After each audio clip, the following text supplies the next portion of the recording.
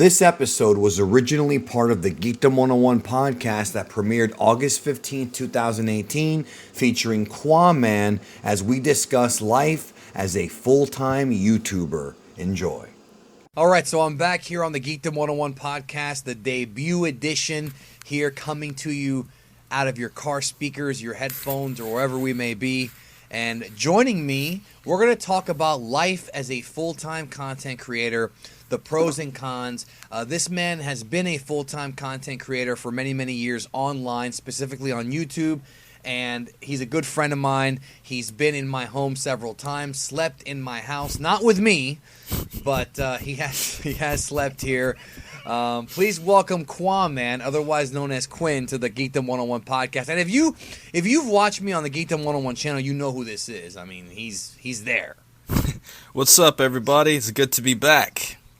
Yeah, well, remember, this is the Geekdom101 podcast, bro. We're not doing a video, so you can say whatever the hell you want, bro. We don't have to worry about demonetization here. This is uncut raw, no holds barred, man. It's all good.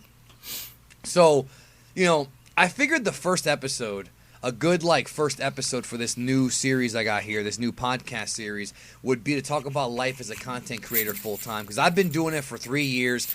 When I first started, though, I had a full-time job. I actually went full-time in January of 2016. Well, actually, no, it was December 2015. It was December 2015. That's when I had decided to do it full-time, and you've been doing it longer than I have. So I wanted to kind of talk to you and kind of get some insight, because I think a lot of people, some folks just watch our videos on YouTube. I mean, you and I produce Dragon Ball content. You've dabbled in other things in the past too, like that 90s kids show where you had a bunch of kids on there that weren't even 90s kids. I'm a 90s kid, bro. You didn't even have me on there. But we'll talk about the 90s on here one day. 90s babies. I should have called it that. Well, that's okay, because with this podcast, we can always go back and talk about 90s shows on here. We can do anything. This is geek culture, but I think a lot of folks are intrigued by this. I think some people want to know kind of what it's like, and how long have you been doing this? And how long was it before you actually made it your full-time living? Would you take us back through those days? Yeah, sure. So pretty much, I started making YouTube videos in high school. I started working on videos late 2011. So from there on, I would say from my senior year, going into my senior year of high school to, I would say, the last 6 years, I've pretty much been doing YouTube every single year. And I started making money, livable money off of YouTube in late 2014. And it was kind of weird because, for about a year, and you know this better than anybody, Geekdom, that I was making videos and I wasn't making any money because I didn't really care. I started talking to Rhymestyle one day, and he's like, bro, you could actually make money off of this. You should join a network. And then it became a hobby/business at the same time. And that's when my life actually changed, especially as a college student that needs money to pay for classes and all that stuff. Well, I mean, also, we have to clarify for the people. Yeah. One of the things that a lot of folks don't know about your particular story is that you, at one time, got screwed over by YouTube big time because your whole channel was put, and I've actually verified that there are secret algorithms on YouTube. I've talked to people inside YouTube and who have worked for Google Ads privately, and there are secret algorithms out on YouTube, and there is such thing as having a blacklisted channel. Now, your channel was not blacklisted as far as unviewable content or anything like that, but excuse me, at one time, your channel was put in a category where you could not monetize. Mm-hmm. No matter what, you had to go to a multi-channel network, which I've never been on. And there's pros and cons to them, but at one time, you were actually making content for 9 months and couldn't even make a penny off of it? Yeah, and the funny thing is, just being a naive college student, that lives with his parents, I mean, you don't really care about the money. It's kind of yeah, money's nice and it could help me, but when you're that young, you don't really put everything into perspective, and it's just crazy to think that I went through and made so many videos that grossed a lot of views and I never made a penny off of them. And quite honestly, I think it made me a more knowledgeable person when I got older, I mean, what was driving you back then, bro? Like, what was it? Because you weren't making money, and a lot of people did YouTube back then. This is like 2014. Didn't even realize you could monetize. They didn't introduce the monetization portion of the platform till 2010. And there were some YouTubers that were around before then. The whole algorithm changed. I had done a lot of research on this. The whole algorithm changed in 2010. But that being said, what was it that was driving you? Because if you're not, you weren't trying to be a businessman. You weren't trying to make a living. You were just doing it for fun? Yeah, to be completely honest with you, because, I mean, if you think about it, like, remember, I was starting videos ever since high school just for boredom fun. Like, for those of you who don't remember, like, I started off my channel as a Yu-Gi-Oh channel, so I just was playing Yu-Gi-Oh games as a hobby, and sometimes I would record them, and then I was always saying to myself, I really love this Dragon Ball thing, why don't I do discussions on it? And, show and behold, there were a few Dragon Ball YouTubers like SSJ Goshin, Vegito 1089, Maria DBZ Babe, but nobody really, like, talked about Dragon Ball in, like, a discussion format other than Black and Fist. So when that happened, I was like, I just want to talk about this show that I love, and I've never had a chance to have discussions, verbally, even though people have always done forums, and I felt that YouTube gave me a platform to talk about all these things I've ever thought about in the Dragon Ball franchise, and show and behold, that's kind of how this whole Dragon Ball YouTuber thing started for me. Yeah, no, and I understand that totally. Like, like when it comes to my story, without going into the entire history, I didn't even want to make Dragon Ball videos. Like, I started my Geekdom101 channel. It was originally called The Epitome of Geekdom, which was like 100 years ago. But the idea was that I was going to recruit. I originally wanted to recruit people on YouTube to work for my website or to post content on my website, which was superfriendsuniverse.com. And when I started doing it, I started looking for people, and I remember I found this guy named Mike Zero. Now, Mike Zero, at the time, was doing, like, Call of Duty content. Then he was doing a little bit of movie stuff, Dragon Ball and Star Wars. Now, Mike Zero and I, needless to say, we didn't get along at all. At first we did. Then he kind of crossed a few lines with me, and I realized what he was about. And as of right now, Mike Zero is actually, like, he's been pretty much booted out of the Dragon Ball community, and he's about to get booted out of the Star Wars community. Like, he's the absolute opposite of what I respect as far as content creation goes. Literally makes up stories, makes claims that he's got people working in Lucasfilm. Like, he's just a completely trash person and a trash content creator. I'm not afraid to say that. I've said it before. He's hot garbage. And when we had our falling out, I was like, you know what? Why am I giving this guy? Because I already had inside information. When Resurrection F was coming out, I had a whole bunch of scoops that I gave to him. And thinking he was going to be my Dragon Ball guy. And it didn't work out. So I was like, why don't I just do it my damn self? And at the time, YouTube was very different because you're right. There weren't a lot of discussion channels back then. There were a few. A lot of it was gaming stuff. And a lot of the problem with Dragon Ball YouTubers back then is that a lot of them were, not trying to be disrespectful, but they were dubbies. And I wanted to bring a much more hardcore perspective. A lot of people during that time period had never seen Dragon Ball in Japanese. They only saw it dubbed. And there's a lot of problems with the original Dragon Ball Z dub. So you had people getting information wrong. You had people listening to fake rumors throughout the years. You had all these different things going on. And I decided to come in with a totally different approach. There was a bunch of channels that were doing gameplay footage, talking over it. I know you and I talked about that when we first met.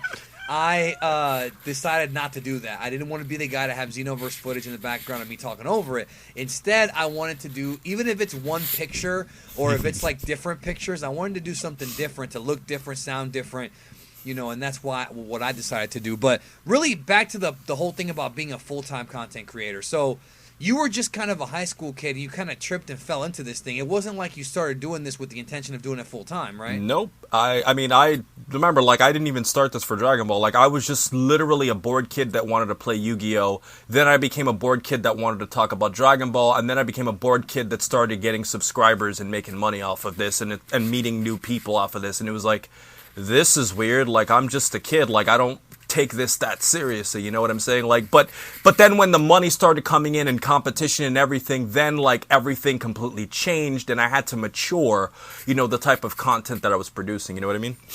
Do you remember the first time you made like a big amount of money? Like, and when I say a big amount of money, I mean like a let's say, like, I don't want to use a livable number. amount for like a normal person. Yeah, like, do you remember when that happened, and like, what was your reaction to that? It happened in late 2014. It was right after Rhymestyle told me to join a network, and I remember, so when I was able to monetize a lot more of my videos, like, I was making a little bit of money before with AdSense, but since like almost all of my videos were like blocked, I couldn't make it much. And then when I joined the network, I remember like, I had like 20 days worth of income, which was the most money I ever made in my life. In those 20 days, I can't disclose the specific amount because just for confidentiality. But no, you know, we don't have to talk about that. Right, yeah. And then that the December of that 2014, like I made a pretty like normal livable amount of income, and I'm like, like this could really help me out with school. And then over time, I saved up to buy a car that I probably shouldn't have bought, but I bought a nice car. Yeah, you were young. Yeah, I mean, you make mistakes, and that car's long gone now. But you know, and then from there on out, I just started to mature, and it's kind of one of those things, Geekdom, and I'm not gonna put myself in the athlete category because I wasn't making anywhere near as much money as an athlete, right? Of but course. The athlete I kind of have that athlete mentality where you're a kid that's never really had a lot of money your whole life, always was living off of what mom and dad was able to give you, and then all of a sudden you're making a pretty decent amount of money or a pretty good amount of money compared to what you ever made in your whole life. And as you've talked to me about before, Geekdom, and you've given me a lot of advice as I've grown, you know, when you give a kid that's never had money in his life money, he's going to make mistakes, right? And that's what happens. To all of us. Right. It happens to a lot of these athletes who get a lot of money at a young age. It just happens. Young people getting money for the first time, they're going to make mistakes. And I feel like that's one of the best things about looking at this YouTube journey, you know? And that's one thing I also want to go back to something you said a minute ago. Yeah. You started as a Yu-Gi-Oh guy, which is true. Yeah. Doing Yu-Gi-Oh card game stuff, and then you switched over to Dragon Ball. And I do want to tell people who are watching this who have who want to do content creation, whether it be Twitch, YouTube, or whatever, your first venture into creating content may not be a success. And that's one thing I do want to really hammer home to people, because I think sometimes, and me and Ryan have talked about this too, I think people give up too soon sometimes. Like, if you're starting off and you're covering, let's say you're covering Star Wars, and then something like Episode 8 happens, and, you know, it kind of hurts the fandom. Because no matter what, that hurt the fandom. Our friends, well, I know them a little bit better than you because I actually met them in Orlando. You know, they have been suffering lately because the views are not what they used to be. For 2015, 2016, Star Wars videos on YouTube were killer. After Last Jedi, people genuinely lost interest, and that's actually, we're going to talk about that here in a minute too, because we're going to talk about like the unpredictability of YouTube. But the thing is, you know, if you start off making videos and what you're covering, whether it be a movie or a video game, gets old, you know, I actually met a guy in Orlando who had a 200,000 subscriber channel, I think, and he was getting virtually no views at all. And now, because his channel was all GTA and Call of Duty, and granted, GTA and Call of Duty, you know, they're not bad games. Obviously, GTA has seen better days, I can say. I'm sorry, Call of Duty has seen better days. GTA comes out every few years, so you can't build a whole channel on a game that comes out every few years. You know, it's going to die. His channel's pretty much dead. But I feel like when it comes to the content creation, if you don't succeed on one thing and you have another interest that you're passionate about, there's nothing wrong with switching over and trying something new. There's nothing wrong. In fact, before we started recording, you and I were talking about, you know, diversifying your content and expanding. And for a while, you know, when I first started doing the channel, Geekdom101, I wanted it to be an all geek hub. I was going to talk about all things geek. And that's kind of what this podcast is now. It's pretty much what I wanted to do with the channel originally, because YouTube has this thing where if you don't cover one genre from the start, you're going to end up like the algorithm, because everything in YouTube is based on algorithm, and unfortunately Google does not tell us what the algorithm is ever. So there was a time about a year and like 3 months ago, 3 months of the year ago, 15 months ago, where they changed the algorithm to where anything that wasn't your particular niche as far as search algorithms go wasn't going to go to your channel. So, for example, my channel, anything that I did that was not Dragon Ball Super would tank in views. And not only will it tank, it would actually affect the next video. So if I did with Geekdom101, if I did a Dragon Ball Super video and then all of a sudden I decided to do a video about Naruto, right? The Naruto one might tank in views compared to the Dragon Ball. It might still do good, but it might not do that well. Then the next Dragon Ball one gets affected. So in my head, I'm like, okay, by that time I was doing this full time. I can't diversify on one channel. And that was a problem that we had, and I think that's still a problem. I think there's only a few channels out there that really can diversify, and it does require doubling or tripling your work ethic. You have to work 3 times as hard. And there's nothing wrong with that. I mean, that's why I'm doing this podcast. It's just that not everybody can do it, and also you're pretty much at the mercy of the algorithm when it comes to doing this full time. And what sucks is that YouTube gives us all a platform to be, and not just YouTube, podcasting, blogging, the internet, gives us a platform to be creative, but the limitations they put on it, if you want to be creative and be a businessman, it can be tough sometimes. Not all the time, but it can be tough sometimes. Yeah, I mean, I would have to totally agree with you that, especially on the diversification thing, because it's like, when I started doing, like, and I think a lot of people take this too literally, but when I started doing Dragon Ball, like, discussions, I never intended that to be, like, the majority of my content. I just started... Me neither. Dude, I wanted to do Dragon Ball, Star Wars, and Marvel. And then I discovered Comics Explained, and I'm like, okay, he does the comic shit better than I could ever do. Because I knew a lot, but not as much as him. Then for Star Wars, I found Stupendous Wave and Star Wars Explained. I'm like, okay, they do my shit better than... They do Star Wars better than I do. Yeah. Even though I have some video topics they've never covered before that I might do one day. So my thing was Dragon Ball. And really, my thing's always been Dragon Ball. So I kind of had to gravitate towards that. Plus, the problem is that when you become so ingrained in one community, like you and I have, it's our community now. And we're stuck here. We're not really stuck here, but our main channels are in a way stuck here because we're so synonymous with that community. Right. And not to mention the people who are subscribing to you specifically for that. So if you do other type of content, they might not want to watch you. So there's a lot of like threats to doing like other things on YouTube. And, as I was saying, like I didn't expect Dragon Ball to be the main thing. I just kind of dabbled with it, noticed it got way more views than all of my Yu-Gi-Oh stuff. And I also noticed that I had a lot of stuff to talk about.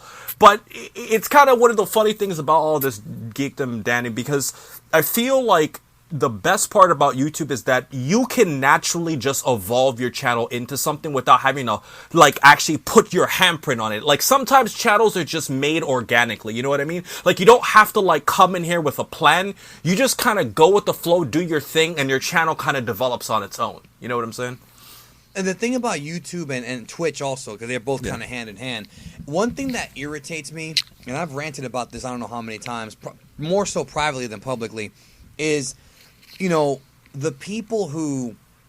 Because the thing about being a YouTuber, especially being a high-profile one, is that you're going to get a lot of shit from people. And most of the shit that I've gotten, I would say about 90% of it is complete and utter horse shit. Like, people will say things just to piss you off, or they'll say things in ignorance, and it's amazing to me how ignorant it is. What pisses me off about YouTube is that whenever somebody has the audacity to not so much criticize, but to try to bring you down and to insult you and to attack you and claim that your content is garbage or claim that you suck, YouTube is essentially, and Twitch, they are modern day forms of capitalism. Anybody can get a YouTube account. It's free. Sign up, and within a very short time, now it's not as easy as it used to be because they have some new regulations in there, but within a very short time, if you work hard enough, you can end up starting to make money and growing your brand on YouTube. You can do it because I've done it. You've done it. Rhyme's done it. Literally all of our friends have done it. There are literally living examples. There are living examples. Dino didn't get a freaking loan from his parents. Your parents didn't give you a business loan to start your business. I sure as hell didn't get it. None of our friends got anything. They just started uploading. They had charisma. They had knowledge. They had talent, whatever the case is. And a lot of them, not all of them, but a lot of them have turned this into a full-time business. I know at least 10 YouTubers, I'm not going to say who, that make 6 figures a year doing YouTube. At least 10. And I know at least 25 that make more on average than the average person. I know people who make 60K a year, 50K a year, 80K a year. And it's like, what boggles my mind is that rather than talk shit, YouTube is the best modern form of capitalism. If you think your channel is better than Comics Explained, why the fuck don't you make your own fucking channel and prove him wrong? If you think that Geekdom101 sucks, and you think that my Dragon Ball videos are garbage, which by the way they're not, and I'm not saying that out of ego, I know my own worth. If you have the audacity to say that, you can create a new fucking channel tomorrow and beat me at my own game, and these dudes never fucking do it. They never do it. See, it's kind of funny, Quinn, because almost everybody I've ever met who does content creation at a successful level, never ever talk shit. You know, like I've got people, bro, we know people who are full-time YouTubers and they never sit there and disrespect your videos or my videos. It's always the small fry who are fucking salty, who are fucking basement-dwelling fucking virgins who live, and I don't mean to use that word. If you're a virgin, it's fine. I'm just saying, like, these people, they just talk and talk and talk and talk and talk and talk and talk and talk and talk and talk and talk. And I'm like, dude, if I suck so bad, why don't you make your own goddamn channel and prove me wrong? And it's fucking, and they don't do it because they don't have the fucking balls to or the talent to. And guess what? I do. And I'm telling people out there to never ever let some dickless piece of shit on the internet tell you what you should or should not do with your life and what you should or should not do when it comes to following your craft, whether it be you want to be a painter, a musician, a Twitch streamer, you want to be a professional fighting game guy. I don't give a fuck what your goals are in life, dude. You're gonna have some dickless piece of shit who's never accomplished anything in his life trying to tell you that you suck. Why don't you tell him? Say, grow a set of balls and do it yourself, because YouTube gives everyone, dude, YouTube is an even playing field for everyone. You and I know we can't pay off Google to give us better promotion. We can't do that. We can't, haggle with AdSense to get a better rate unless we're already a celebrity. You know how many people, bro, we know that have made full-time livings doing this? And it's like people out there can do it too, and I encourage people to do it. I want people to do it. The more Dragon Ball channels there are, the more we grow as a community, even the clickbaiters. And yet, you've always got that group of fucking losers, bro, masturbating to porn all day. And that my psychiatrist, or not psychologist told me that they literally masturbate to porn all day, and they never get shit done. And it's so stupid because if you get pissed off at the NBA, let's say you're watching the NBA Finals and the referees have like a bad call and they screw over LeBron or Steph Curry or whatever. You can't just tomorrow open up your own basketball league and recruit fucking top stars. You can't do that. On YouTube, if you want to bitch about fucking Boogie or PewDiePie or fucking E3 or any of these guys, iDubbbz, whoever you like, you can open up a channel and prove you can do it better than them. Fucking do it. Yeah.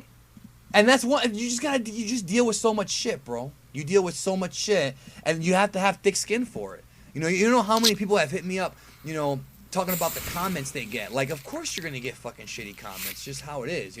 How do you deal with that stuff? I mean, I know one way you dealt with it. You disappeared from social media. But one thing is, that's mostly just due to the fact that that wasn't just purely because of YouTube. I just disappeared from social media in general because I just feel like.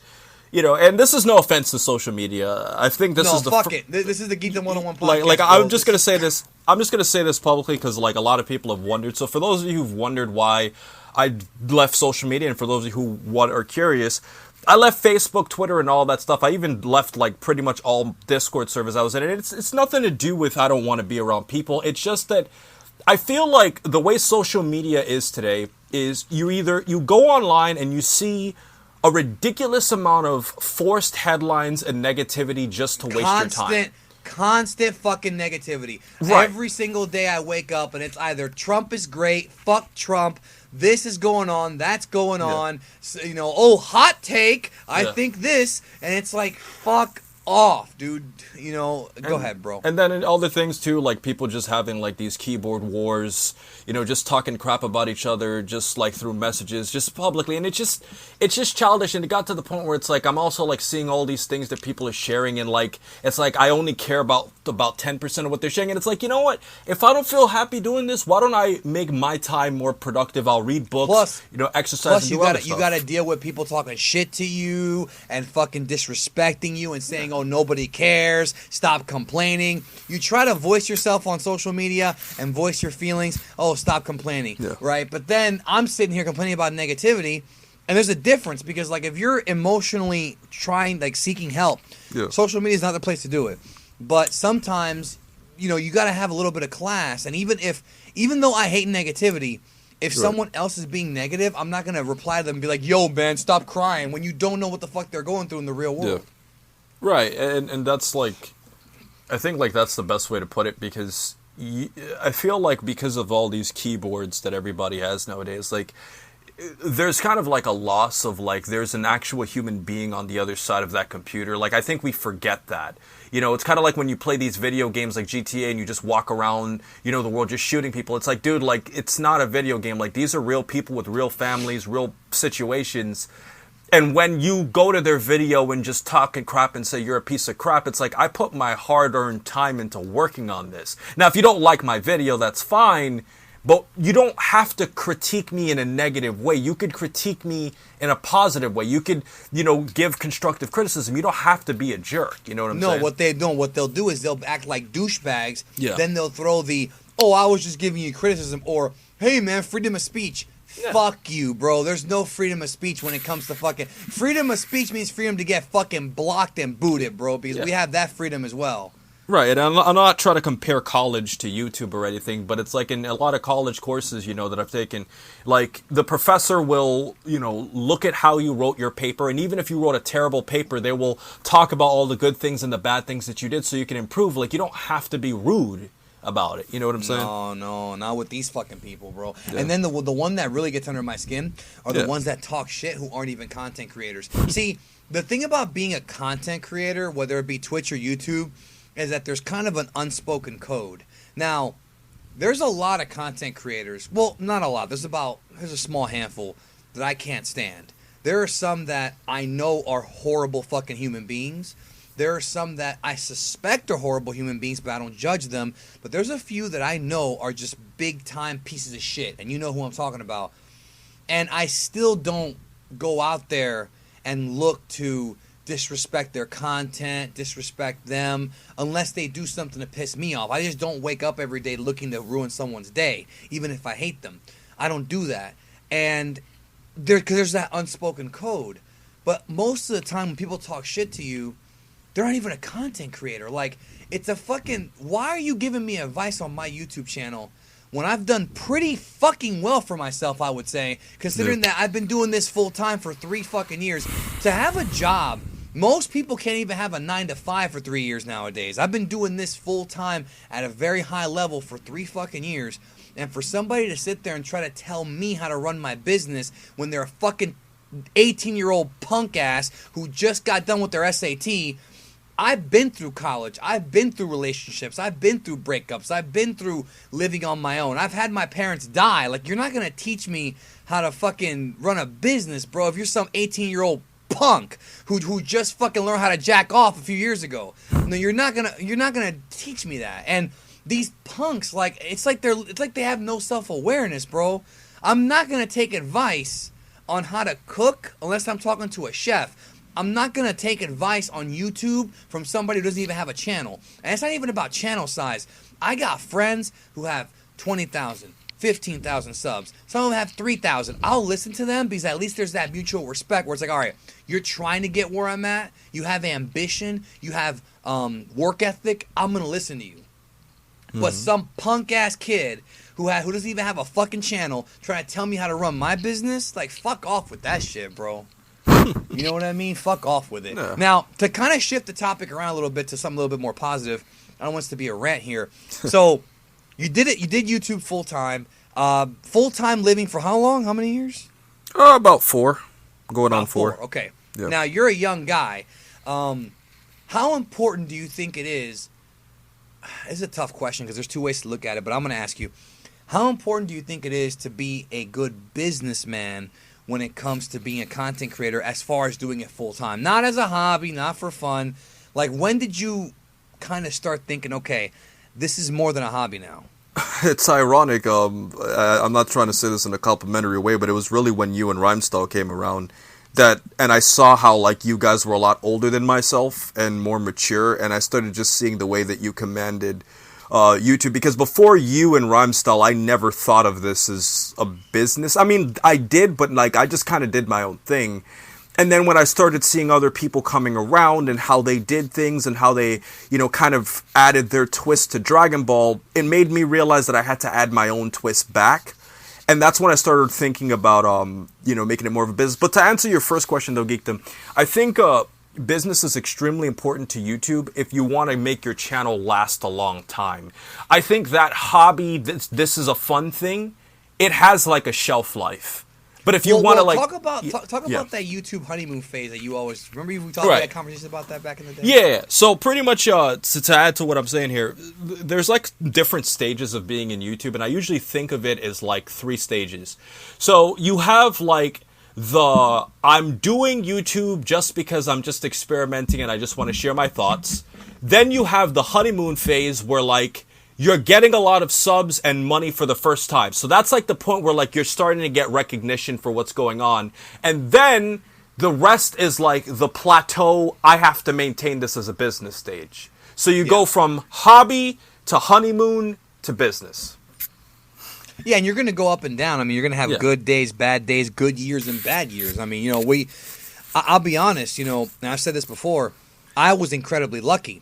Because it wasn't just that I wanted to take this seriously, because I didn't even take it seriously until about 9 months in. Like you said, you start out just doing it for fun.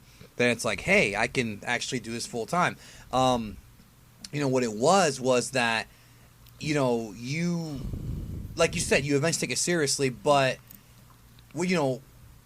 it's not even about being like the best businessman, I don't think. But I think the idea, and this is something Roberto Blake has always said, is you build a brand. YouTube is your main platform, but you build a brand and you do social media, which I don't even like social media. I mean, to be honest with you, if it wasn't for Geekdom101, I wouldn't even have a Twitter. I had a Twitter before Geekdom101, but I barely used it. But Twitter has been, I can sit here and complain about people bitching on Twitter all day, but I have made more connections with Twitter than I have almost any other platform except for email. I have reached out to people in the business through Twitter, companies through Twitter, voice actors and things like that through Twitter, set up interviews through Twitter.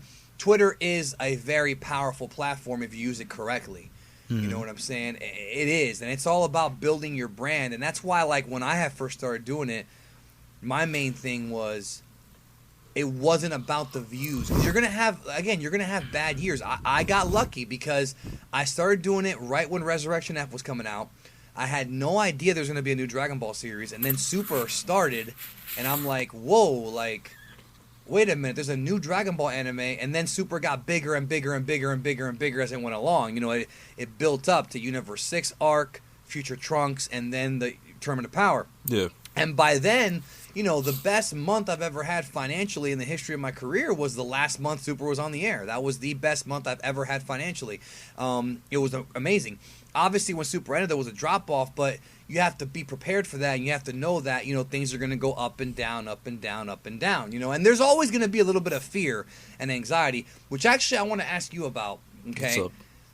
Is it just me, and I'm not going to name no names, bro, but why is it that almost everyone that we know who does this has some kind of anxiety or depression? I hate to say that, but I'm just being real, dude. Almost everyone we know has it. It's weird. It's is it something that just creative people have? I think there's this is a great rabbit hole question.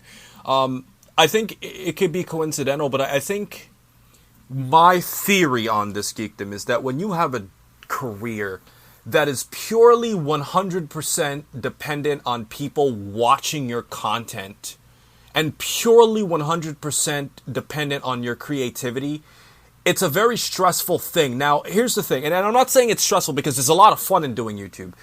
But at the same time, I think something that a lot of people forget is that when you have a job where, let's say you're a police officer or you're a professor or you're a doctor or you're a lawyer, and you have like a set guideline of things to do by your work or wherever you set up, that's very different from having to create an interesting discussion that would want people to watch it every single time. Because one thing Geekdom and I could say is that we have a million video ideas that can last for years, but will you guys actually want to watch those actual videos? Not just that, but will the algorithm actually push it? Because right. we've had problems with sub boxes, and there's people who are like, "Oh, I want to watch your videos, but when did you upload last?" Like, fuck, dude. Like I upload almost every day. It's YouTube being broken, and we can't even do anything about it. There's an infinite amount of good video ideas that exist out there, but it's the point of, will you guys want to watch them? Will the algorithm support all of that?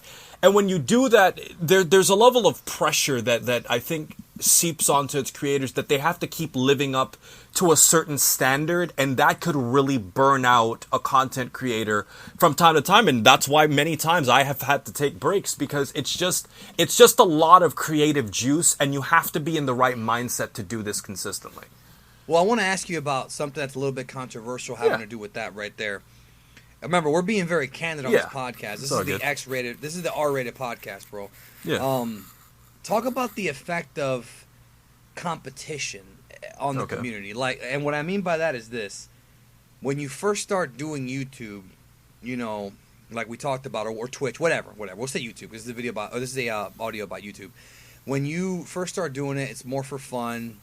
You don't really, then you start growing, like you said. Then people come to you and rely on you. Mm-hmm. Then somebody else comes along. They grow. And then you don't have to see them as competition, but the minute they start doing better than you, even if it's for a short amount of time, there's some anxiety that kicks in. Because you're like, am I losing my touch? And it's not a very good thing to have. I think we've all had this. It takes time to get over it and kind of have more confidence in your own content. But every so often, someone will come along and you'll say, you'll look at what they do and you'll see, okay, what are they doing that's different than me, and why do people watch them? And you kind of, sometimes you kind of, you start to worry. You're like, not for a long time. It doesn't ruin your day or anything, but you're like, okay, like, you feel threatened. Like you're going to lose your spot or something like that. I want you to elaborate on that.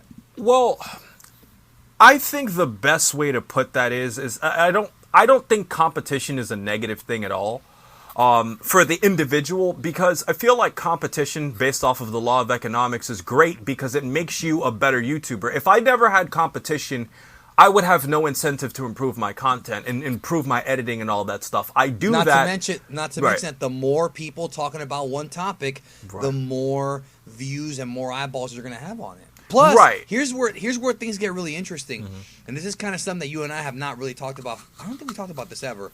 Maybe a little bit. In some ways, the clickbaiters and the misinformers are, in a way, necessary to exist, because then it lets people know the difference between the real and the fake. They're not going to know the difference between the real and the fake if everyone's real. So the fact that there are bullshit YouTubers out there, I don't entirely hate them, even though I do, because when people come to my channel, they realize that I'm not going to bullshit them. So in some ways, it's that whole, like, balance, the yin and the yang. It's weird for me to say this because I hate clickbait, but it's also one of those things where they're a necessary evil so that people can kind of find the good stuff.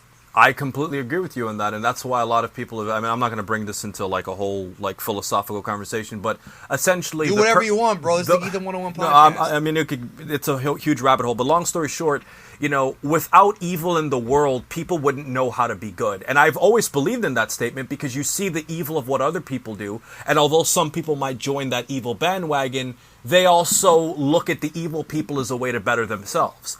And I think of YouTube competition is, there are a lot of channels that I feel like have hurt the community, but at the same time, though, there are also a lot of people who enjoy that type of content for whatever reason. And if you love that content, who's to tell you what to like? Like, you're entitled to like what you like. But going back to the whole competition thing, I actually think competition is healthy for the community because it makes everybody step their game up.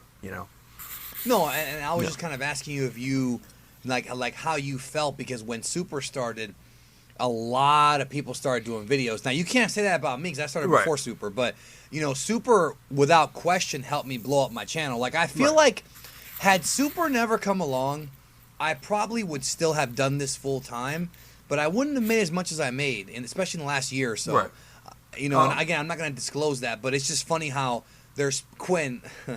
You can vouch for me on this one, but without going into numbers here, how many years do you think it would take of me working a 9 to 5 to make what we make on YouTube? Yeah, it would take a lot. I mean, I think it would be for most people, but well, I mean, I'm like, what I'm talking about is when people tell you like, oh, you should get a day job, and they don't even realize how much money we're actually making and how much happier we are doing this, which is that's the whole point of this topic, bro, is when you're about being self-employed, which I'm going to get to in a minute. It's like people who don't do this are always like, oh, you should get a real job. Oh, your channel's dying. Oh, this and that. And what they don't understand, because they're not content creators, they don't know shit. Again, you don't know shit. They're fucking soft cocks. Is that if they knew, they don't know shit about our history, our background. I never want to work. Look, I made a lot of money as an engineer. I never want to do that ever again for the rest of my life. I don't. Can I do it? Yes. Can I be good at it? Yes. I never want to go back. I don't like working for corporate America. I hate it. Is being self-employed more stressful? Yes and no. Sometimes it's more stressful because you're in charge of everything yourself. It's your own business. You do your own taxes. Everything's dependent on you. And like you said earlier, you're at the mercy of the audience and of the algorithm. You are at their mercy. They choose whether or not you're hot. Yeah. But it's so much better than having to go into a cubicle. I don't ever want to work cubicle ever again, bro. Like, I don't think people understand what that does to you psychologically. Like, unless you've actually been down the road, and I don't mean you, I mean like, because I don't think. Have you ever worked at a cubicle? No. Huh? No. I haven't. Quinn. Yeah, I haven't. I've never worked at one. No. Well, I have, and when you work at a cubicle, especially one of the ones that's like enclosed in, it really affects you psychologically. Especially somebody like me who's always been very free. Since I was like 10 years old, I used to stay up late and watch TV all night. Like, I was never one of those guys that like working a 9 to 5 ever. It was never me. So like, being self-employed, even if I was making less than I did as an engineer, I would probably still do it because the freedom, because think about it. What's better? Having to wake up, go to your computer, edit a video. It might take you 12 hours. You might make $500 off that video. You might. For real. Yeah. One video. Or getting up, having to brush your teeth, which we should all brush our teeth, but I mean, I'm getting somewhere. Drinking your coffee, having breakfast, taking a shower, putting on a suit, and going into an office for 9 hours where you're going to get treated like you're less than human sometimes. And you have to meet a deadline, and it's high stress, and you can't even check your text messages or your email without somebody fucking talking shit to you or saying, get back on the work. You get 2 15-minute breaks and a half-hour lunch. I'm sorry, but I would rather wake up when the fuck I want, eat when the fuck I want, drink whatever the fuck I want, not have to shower until I fucking want to shower, not have to put on fucking a tie. And I look good in the tie, bro. I'm just saying, dude, like the beauty of being self-employed is and I wish everybody could experience it, but not everybody can. And if you can't, that's fine. I mean, as long as you're happy doing what you're doing. You know what I mean? That's the important thing. If you're happy, there's people who listen to us who are like lawyers and doctors, or even if you work as a manager for a restaurant or a cook, if you're happy, dude. But I'm just saying that I wasn't happy. I wasn't happy. Right, and sorry, I was just gonna say, there, bro. No, I was just gonna say, I think one thing I could add to that is, I think that we have to differentiate between being self-employed on YouTube and being self-employed in general, because in general, I've learned to love this self-employed thing, even though there are some issues. Like, for example, you've learned this, Geekdom. Super ending could drastically, like, when you're self-employed, you could go from losing like 80% of your money tomorrow just because of a change in taste, or just because people just don't want to watch your content anymore. And that's the thing that I think most people are going to have to face on YouTube. no matter how many subscribers you have, people are just going to fall out of interest with your content at some point. And your job is to try and make your channel as active as possible to get new viewers to replace the old viewers. That's the number one secret I could tell you guys on YouTube. If you want to make it, you have to get new people to replace the old, because the old people are just going to stop watching. It just happens. You know, yeah, taste changes. or they might stop watching and come back later. You know Yeah. what I mean, like we talked about that once. Like some of them go to college, they come back, and hey, what's Qaaman doing? They might watch 10 of your videos in a row. And the thing is, you shouldn't be upset with people for stop watching your videos, because things change. People get married, you know, people move, people go to different parts of the world. I told you this like 3 months ago, right? bro, when you were going through and I'm just saying, the people change, and it's stressful to you because it's your business. But at the same time, you also have to understand people just change, and you have to make yourself as good as possible to bring in new ones. Yeah, no, I agree with that. Yeah. And that's the thing too, is that when there's different ways of being self-employed, and there's different struggles. Like, let's say you own a restaurant, right? Like, one thing that you and I never have to worry about being online content creators that they do have to worry about is tainted food, fire codes, making sure that all the food is clean, complaints from customers. We get complaints, but the beautiful thing about being an online entrepreneur is they can just unsubscribe and we don't have to deal with them ever again. Mm-hmm. If you own a restaurant, we're talking about possible lawsuits if somebody gets sick from your food. So it's like owning a restaurant might be more I'm using that as an example.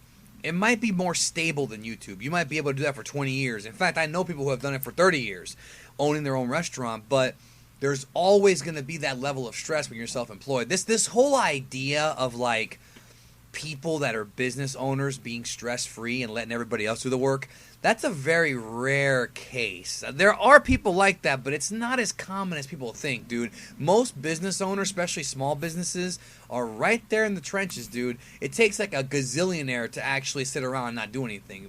You know, even people who are gazillionaires work their asses off, you know? Yeah. Yeah, it's for everybody. So I wanted to go back to that anxiety thing because, you know, I feel like it's something that we kind of deal with when you get to a certain level. And like you said, you're used to making a certain amount of money, and then something bad happens, and you have to come to terms with the fact that, okay, I'm not making as much as before. And I feel like the most important thing to do is to be responsible with your money, dude. That's the way I see it. Like, you know, and then you've made mistakes in the past when it comes to blowing money you shouldn't have blown. And I have too. I just did it when I was a lot younger, before YouTube even existed. You know, I blew money like an idiot at one time in my life. You know what I'm saying? But I think it also comes down to just being responsible. And also, if you come in and do this for a few years and then cash out, you might be able to reinvest that into another business, you know? Yeah. No, I totally agree. And the thing that I think people have to understand is that nobody has a channel that lives forever. I mean, like, there are some channels that last many years, but every YouTube channel is going to decline at some point. No matter how popular they are, you always have to ask yourself this one question. Could you see this channel getting a lot of views 20 years from now? If the answer to that question is no, then that means no channel lasts forever. And I think in accepting your YouTube mortality, it makes you a better content creator.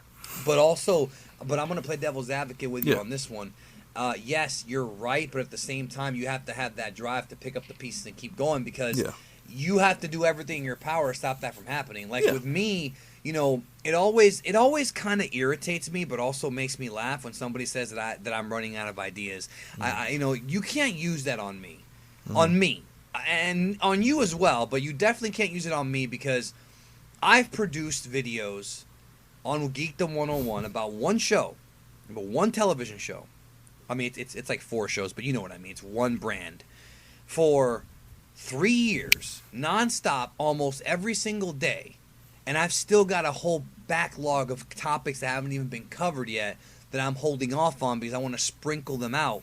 Because you don't want to drop everything in 1 week. You sprinkle them out. And it's so weird that people, like, you can say you're running out of ideas when somebody drops like a truly cringy video. But I try to do informative content, and as of right now, as of this recording, I have uploaded over 1,600 videos. Mm-hmm. I don't know how anybody can say I'm running out of ideas, because they said it in 2015, they said it in 2016, said it in 2017. No, I've got ideas, and I think that if you're a content creator, Twitch stream or whatever, you have to have ideas, and if you don't have enough ideas, you are gonna fucking fall apart. You are. I mean, there's other content creators who have told me I don't have any topics, and I say, well, I do. Like, if you can't think of anything, then you should. Then maybe your time is up, and it's up to you to come up with more stuff. That's the way I see it. Branding, different series, all this other stuff. Mm-hmm.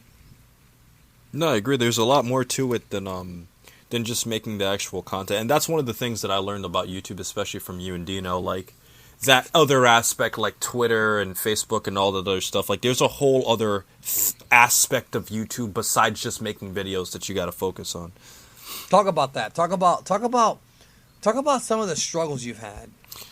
Well, I think, I guess if I were to talk about any of the strengths and struggles, I think it would have to be, you have to learn how to become more social. I've always been a very introvert. You know this better than anybody, Geekdom. I'm extremely private and introverted. And I kind of am one of those guys that I want to make my video, want people to enjoy it, have conversations about them about the video with them, and then just move on with my life. All that extra socializing stuff was kind of tricky because I kind of like keeping to myself. And in becoming a YouTuber, it's trained me that you can't just stay in your bubble. Like, you have to go search for opportunities. You can't wait for the opportunities to come to you. And that's one of the biggest things that I feel like anybody can learn from this. You just got to be an entrepreneur, bro. Yeah. Let me ask you a question. What was your first sponsorship, and what was your reaction to getting it? Do you remember? It's actually funny. The first sponsorship I ever had was a sponsorship my friend... it was a sponsorship about this company called Captex, and it was also a part of this organization that focuses on like selling phone cases called Case Scene. And essentially, my friend paid me a couple $100 just to talk about his product in my video, and that's exactly what I did. So it wasn't like somebody emailed you; it was somebody who you actually knew. Yeah, that was my first paid sponsorship, and then it went on to Amino and a few other things after that. Yeah, I think what was the first one that you got, like when you got an email and you said, "Hey, we want to put ads on your video" or whatever? Like, what was you remember that? Was it Amino? Yeah, I think it was Amino. Yeah. I think my first one might have been Amino too. I have to go back. I don't remember. I think my first one may have been Amino, and my first big one was one that I got for this game called Best Fiends Forever, which I actually thought was a fun game. Mm-hmm. And I did the sponsorship, and I remember it paid really well. It was one of the best paying sponsorships ever. And when I got the payment, I was like, wow, like this is like awesome. Like, this is a lot of money. Mm-hmm. And I was like, huh. And then you wonder what some of the big guys like Linus Tech Tips, they get free shit from like AMD and Intel and shit, like Nvidia and shit. Like, you wonder how much they make. But, it's just interesting because people often ask about getting sponsorships as being a self-employed person. And it's like, when it comes to YouTube anyways, a lot of times they will reach out to you. Mm-hmm. They will. But the important thing is you work with them respectfully, but also you got to respect your own content too, because if they're going to offer you a low-ball deal, I feel you should give them a decent... I'm not going to give away all the secrets on this podcast, bro. I'm not giving it all away. You got to figure that out on your own. But, like... Yeah. You can't. I don't think you should disrespect your content to where the value of what they're offering you is not worth you putting your neck out there for this company because you'll be associated with them. But at the same time, it all depends on the company, because I've worked with real brands like Verve, Crunchyroll, and Viz, and when it comes to companies like that are established, especially in my sector, that benefits both of us. Whereas if it's some smaller company, you can benefit them more than they can benefit you, and thus you have more leverage. I mean, it's not that difficult to figure out, but it is something that I think some content creators, especially the young ones, kind of struggle with. Do you think that, like, back to the whole business thing, bro, like, how important do you think it is to have, like, business acumen? Because you mentioned doing it full time, but I feel like things like this are just something that you don't have to have a business degree, because I don't have one. But you gotta have some street smarts, I feel. You gotta have some kind of business acumen and some kind of pride in your work, dude. It's funny you say that, Geekdom, because taking a lot of finance and economics courses in college really helped me with YouTube. And the crazy thing is, you took courses on this, and I didn't. Right, and it's funny because like you and I'm not trying to praise you here, but like you talked about a lot of things in regards to YouTube that was naturally covered in my economics classes, and that's what blew my mind, because when I started actually doing YouTube, like the concept of monopolies and price elasticities and all this really complex stuff, it's really started coming Supply into fruition. And demand. Right, like all of these concepts and in-depth things that we learned, and I'm trying to simplify it as much as possible, they were really brought to life when I started doing YouTube, and when more people started doing it, and how people start losing interest the more people get into it, and then they start like handpicking the few that they actually want to watch, as opposed to only being able to watch a certain ones before. And I feel like that honestly made YouTube seem a lot more realistic in terms of just being a hub where people just upload videos. Let me ask you something about also, yeah, sure. You mentioned something I want to talk, oversaturation. So, yeah. Roberto Blake, you and I have talked about this, and I want to get your opinion now as opposed to before. Mm-hmm. So, Roberto Blake's talked about how there's no such thing as oversaturation, and I think you and I had a discussion, a few months ago about what would happen when Super ended, and would some of these channels disappear? And some of them did disappear, and a lot of them didn't disappear, but they're doing a lot less content. Some of them are doing like, one video a week. You took a break, and obviously with some people there's personal things, but do you believe in oversaturation? Do you believe, because one thing I've noticed is that there's a lot of movie channels. There's a lot of gaming channels, and I think that while gaming to a degree probably is oversaturated, I think mostly it's because people think it's easy when it's not. Like, what do you think about oversaturation in this market? Like, do you think it's a thing or no? I do think it is, and I'm just saying that, like, whenever I hear this question, I always kind of think of it from the perspective of a viewer, not the perspective of a YouTube creator. Like in business, you often have to see the perspective of the consumer as opposed to the supplier. And I was saying to myself, back in the day when it was like Black and Fist who would upload, and yourself and stuff, like I would be more inclined to watch somebody's video.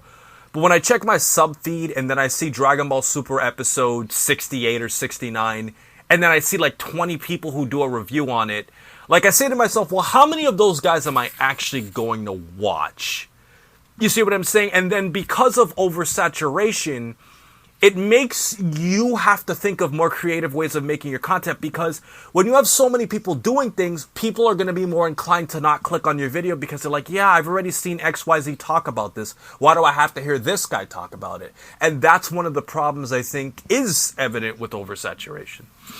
But it's interesting, though, because I think you're right, but I think some people just like different personalities, too. Right. And that's why I think it's important to be creative, because, and one thing that sucks, bro, I want to talk to you about this, is when you work really hard on a video or on a topic that you think is super fucking interesting, and it just doesn't hit with people, man. Like, that's a heartbreak. Like, you're sitting there researching and doing 10, 12 hours of editing, and then the people just don't care, or they don't. It hurts, bro, but it's like, it's almost something that you kind of have to deal with, because if you don't do content that's unique, you're just going to be like everybody else, and then you have more of a chance of being not chosen, you know what I mean, to be viewed. Whereas I think if people go to your channel and you offer something very different, like you said, it's almost like you're the only one doing it. You know what I mean? No, I agree. So, I mean, I'm just saying, your thoughts on videos that you've produced that just, like, how do you deal with that? What are your, I don't know, honest thoughts, bro? This is the Geekdom101 podcast. Yeah, I'm just trying to think of the best way to word it, because it's like, with videos, they're just so unpredictable, bro. Like, you can never really know how it's going to be. So I think that one of the best things that I've learned from YouTube, Danny, and I think that this kind of encompasses the entire conversation we've had, is I think the best thing to do is to just upload a video and see what happens. And yes. I think yes. that's I think that's the best way to answer everything, because if you stress yourself out about how well your video performs, you're going to get burnt out of YouTube. Because there's a lot of videos I've worked on that I put a lot of work into that didn't get a lot of views. And there were some videos that I put no effort into that blew up. And there's no way you can predict how it's going to go. So what I say is put a good amount of effort into every video, and if it blows up or if it fails, no matter what, always put that same energy into it so that whoever watches it respects you, because that's the only way to do it, dude. Yeah, it's one thing Roberto Blake said, don't worry so much about views and subs, worry about pleasing the ones that are there, you know, and that's kind of, like, I feel the same way. Yeah. I agree with you. It really is. But sometimes, you know, when you're growing, you fall into that trap of, oh my God, I'm not gaining enough subs. Oh my God, I'm not getting enough views. It's something that you fall into, dude. Everybody falls into it. I don't care what anybody says. Everyone falls into it. Sometimes you just have to sit back and say, okay, look, it's all right. You're okay as long as you have the lights on. Because you know what I find interesting about all of this, bro, is What's up? we as people spend so much time worrying about what people think about us that we're never going to meet. Yeah. It's so weird. And it's like, I love all of my subscribers, especially the loyal ones, especially the ones at Qaaman. And you know, because I actually met them. That's different. But the vast majority of my subs, I'm never going to meet them, which is unfortunate, but it's just how it is. You know, some of them live in other continents. But like, you know, but it's like, I think that like people are so scared to, you know, be themselves. And that's the thing, is you really can't even be yourself because you get criticized over everything. You can't make a joke without somebody calling you a name or labeling you. It's just the pussified world that we live in. This world's filled with pussies, bro. Everybody's a pussy nowadays. And it's like, you know, it's hard to kind of do that. But it's also one of those things where if somebody leaves a comment on your video saying that, you know, fuck you, this video sucks, or whatever they say, you know, yeah, it might bug you for a bit, but you're never going to meet that person. And they're not going to say it to your face. You guys are all pussies, bro. They're not going to ever say to your face, your shit sucks, bro. Yeah. People knew for a year I would host Qaaman. There were 9,000 people in that building. Everybody had an opportunity to come shake my hand and spit in my face, and everybody shook my hand. Nobody spit in my face, bro. Yeah. And I'm not even a tough guy. I was tired all weekend. But you would have whooped my ass if somebody fought me that weekend. I was so damn tired, bro. I was fucking tired, bro. Yeah. I was limping by the third day, bro. I was so fucking tired, dude. With Tim's? I was like a zombie. And it's like, and not a single, because it's all keyboard shit. It's just, you know, it's just sad that people do that. But it's one of those things where, like, you know, the anxiety kicks in and you're like, oh man, like, am I failing? And most of the time, it's all in your head. I mean, yeah, sometimes, you know, you're right. Your channel does go down, but I don't think it's ever too late to turn that ship around, bro. I think most of the time, people do give up too soon. And I think if you're out there trying to do this for a living, don't give up too soon, dude. Look, here's my perspective on this. If content creation is ruining your personal or financial growth, that's when it's time to quit. If you are avoiding going to college and getting a job because you're trying to grow your YouTube channel and you're not making a full-time living on YouTube yet, go get a job. Don't end up starving and eating ramen noodles. Do something about it. Do something. But I feel like, and I'm going to ask you about something related to this in a minute here, but I feel like so many people just give up too soon, bro. And it's like, you can always bounce back. You can always come back. But again, when you're dealing with things like depression, real life depression, or when you're dealing with things like personal problems, sometimes you just don't want to come back. It sucks, but sometimes you just don't want to. Right. No, I agree. And it, like I said, some of our friends. I think the creative juice thing is really the point, because like I said, like, YouTube is all about creative juice. And if you guys ever do this for a living, you will understand exactly what I mean. There is a complete difference of doing a job purely based off of creativity and trying to appease you, as opposed to having a job that will always be beneficial to society. Because this is essentially entertainment. And when you're doing entertainment, you always have that risk of people just might not like you anymore, and your channel dies. Here's the thing, though. But with what we do, though, we're lucky enough that we can actually get both. Because we can make videos that are satisfying for us and for other people. Whether it be 10,000, 20,000, 100,000, or 1,000,000, other people will watch and give it a chance. We've always got... That's one thing about this that we have to talk about, too. We've all got the hardcores. We've got the ones that will watch everything we do. And to me, those are the most important people. I would say out of my channel... right now I have about 540,000 subscribers. Only about 40,000 of those or 50,000 are truly like hardcore. Like they watch everything I upload. And they might not be around forever. And I think some of them are listening to this right now, and I respect them because they love me and I love them, and they're the ones I really care about. They're the ones who I actually care about, because at the end of the day, if you strip away the sub count, let's say that YouTube sub count only counted for actual subscribers who watch your videos, not people who just subscribe and don't watch.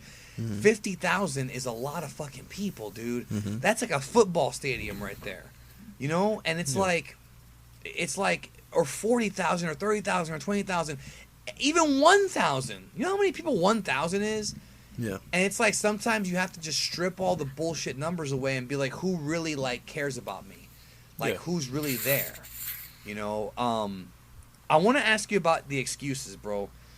All right, so every day I hear somebody say, I can't do YouTube because I have a job, I have a girlfriend, I'm going to school, and it's always a fucking excuse. Yeah. Look, there's no excuse. You can make time, even if it means losing sleep, even if it means not watching your favorite movie or favorite video game, once a weekend. I just refuse to believe, bro, that somebody can be so busy that they don't have enough time. There's always something deeper going on, because I was in a relationship and I was working full time and I was doing YouTube all at the same time. Some of our friends were going to school and still producing YouTube videos. Some other friends of ours, like Mark, Real to Real, he goes to school and he works and he produces YouTube. And he has a girlfriend. He's got all four. There's just no excuse, bro. Yeah. I mean, it depends on... I will say this much, though. Like, the more free time you have, the better you could probably make your videos. Like, Agreed. Because, like... And the other thing, too, is that if you also have editors, like, there's a bunch of different things that, you have to factor into the equation. But I would definitely say more time is better, but I do think everybody could put at least some time into YouTube. Because it's not that difficult. You don't have to put fancy editing into every video, What do you think is the scariest thing about being self-employed, bro? Besides Uncle Sam. The fact that because of how... I guess you could say YouTube, you're kind of on eggshells, like with copyright strikes, with people's taste changing. You could literally lose your entire channel tomorrow, and there would be no preparation you'd have for it. The good thing about YouTube is that I get paid slow, so like I get paid for like the last 2 months the next month. So because of that, I already kind of know what my next 2 paychecks are going to look like before I even get paid on YouTube, which is a great thing because I can prepare for the future. But other than those paychecks, I would pretty much be screwed. And that's one of the problems that I think everybody has to face. Your income or anything could immediately change because of one thing. Your network could randomly decide to kick you out. Anything could happen, and you just have to be prepared for it. How do you feel about multi-channel networks for new YouTubers? I don't think it's necessary for them at all. I don't think... if you're joining YouTube and you could do this without a network, don't do it. I say only join a network if you have had problems with YouTube and you want more security. But for new channels, I don't recommend it at all. It's just a waste of money. Not to mention, when you're a new channel, you have no leverage. And they're going to bully you.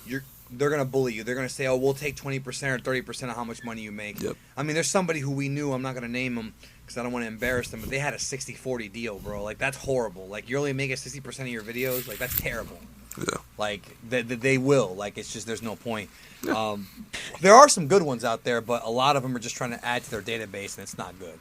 And see, the thing is, I'm not going to call out the name of that person you're talking about, Geekdom, but that kind of goes back to myself and the whole thing of that was a very young YouTuber who that happened to, and the same thing happened to me when I was turning this into a business, and they will know that. Like, these networks know that a lot of people who do these YouTube things are younger people. Like, YouTube is a generally young thing. I mean, there are older people who have big channels, but because you're young, they're going to take advantage of that. Yeah, they will. They'll see you coming and they'll try to undercut you, and you're like, hey, I'm making money, I'm happy. Yeah. Now realizing you could be making a lot more. Yeah. And that goes back to business acumen. I think that communicating with your fellow YouTubers and content creators is very helpful. I think surrounding yourself with smart people, even those who are smarter than you and more successful than you, I think is very smart. And the other thing you have to also understand, and I've always said this, to be very humble. You know, anybody who's ever met me, whether it be for 5 minutes or whether it be for on the phone for 5 hours, knows that I have no ego. Like, I don't have a big ego. Anybody who says I have a big ego, it's a myth. It's a myth that stupid fucking people make because they can't figure out what's wrong with me, so they got to say I have a big ego or whatever. And I say that to say this. You got to stay humble, because if you make it all about the numbers, you're going to get caught up. And then when your numbers don't hit where they're supposed to hit, you're going to go through a fucking depression. You're going to be questioning yourself. Whereas I feel like if you look at somebody else, like, I'll give you an example. There are a few YouTubers I know who make a tremendous living. I'm talking about 6-figure incomes, and don't even get like 10,000 views a video.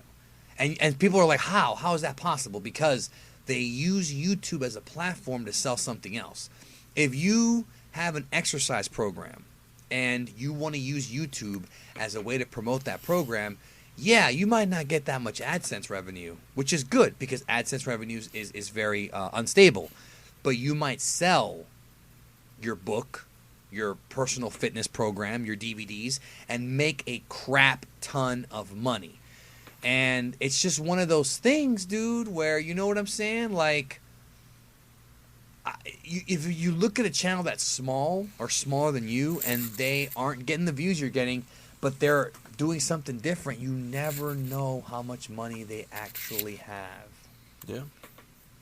So just guessing, bro. You'll never know. There's so many factors that go into how much you get paid. Like, there's certain people, and I'm not gonna call, but there are certain people on YouTube that get way more views than me, but make less because of how many ads they have in their videos. And then there are people who get less views that make more than me. Like, you never will know how much a person really makes. There's a million factors, and that's the thing. Factors. There's also, I will say this. Yeah. There's also where you live. People Yeah. in South America, like we talked about this. ad like, rates.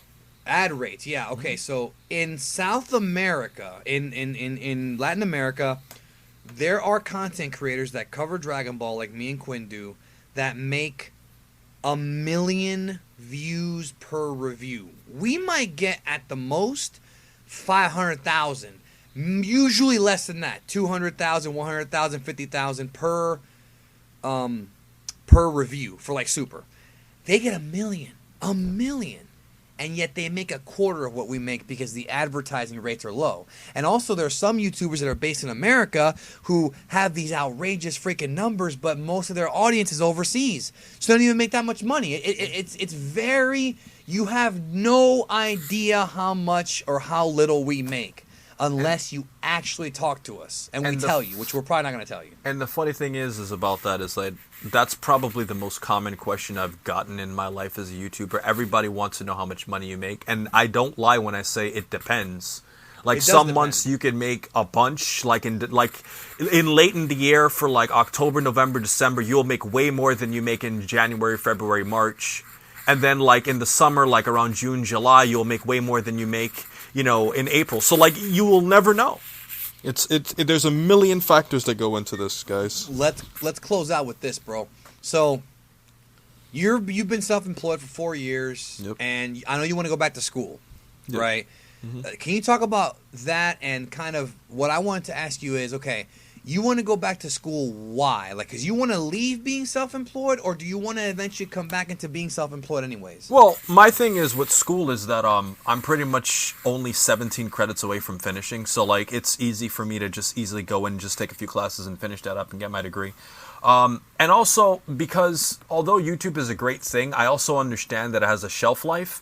So because of that, you always got to prepare for the future if else fails. But at the same time, though, it's a great opportunity to ride out now because it's just fun. And you've also got to have right. a backup. Like, for me, Yeah. it's backwards. Like, I have my engineering degrees and all that, but that's my backup. This is just more fun and more fulfilling creatively. Yeah. So, And I mean, when you graduate, like, if YouTube and Twitch are still lucrative, are you still going to do them? Yeah. I mean, if I'm happy doing it, yeah, I would. Because happiness is, I think, the number one thing, guys. Like, you could be making $1 million a year off of YouTube. If you're not happy doing it, then it's not worth you doing it. Like, happiness is a major thing, but if you're happy, do it. What makes you happy? I don't know, man. What makes you happy? What makes you happy? I don't know, man.